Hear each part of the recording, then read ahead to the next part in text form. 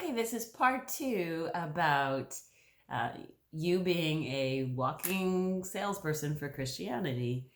And I said that last time I would talk about hypocrisy, not just our modern day definition of that, but also the biblical definition of that. So I don't know if you had an opportunity to just go look up the Greek word for hypocrite in the Bible, but it's very interesting.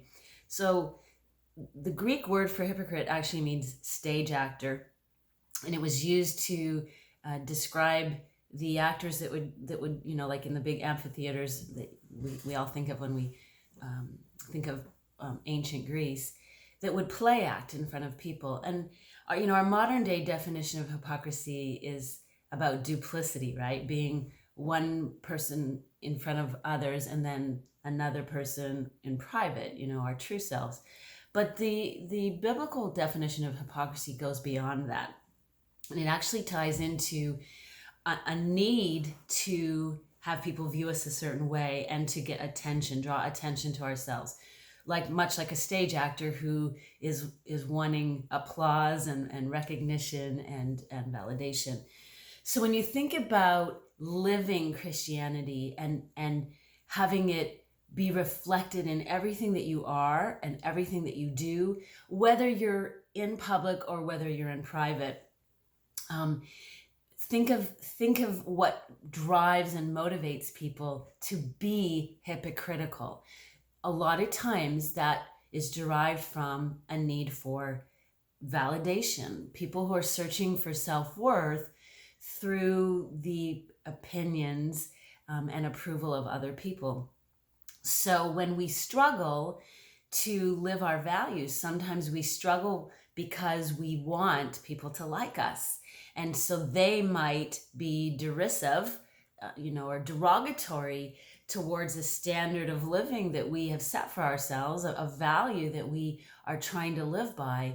And maybe we want to fit in with those people. Maybe we want to belong to them. Maybe we work in that environment and we want to be able to get along with our colleagues. So we let our standards slip when we're around them, but at home and in our families, we live according to this higher standard. Or sometimes it's the other way around. Sometimes we're with our Christian friends and we want their approval. We want their, thumbs up about who we are. So we adopt their value system, their beliefs, so that we can get their approval, so that they can think that we are one way. But at home, that standard slips. And it can be anything, right? It can be what we choose to watch. I think I see this one play out a lot. Even in my own life. Maybe I have friends who are very conservative. I have a very conservative friend who doesn't even actually attend my church. She is Nazarene, and she's very conservative about what she and her family choose to watch on TV, which is an amazing standard.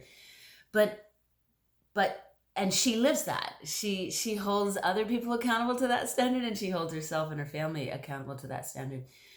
But sometimes I find that when I'm around her, I'm a little more conservative about what I will watch because I'm with her. And then I find at home that, oh no, this that she wouldn't watch, I might be more okay with watching it. And that's something for me to stop and pause and ask myself about why. Why am I okay watching it in this environment but not okay with her?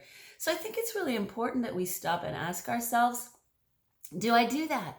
Do I sometimes change my standard of behavior?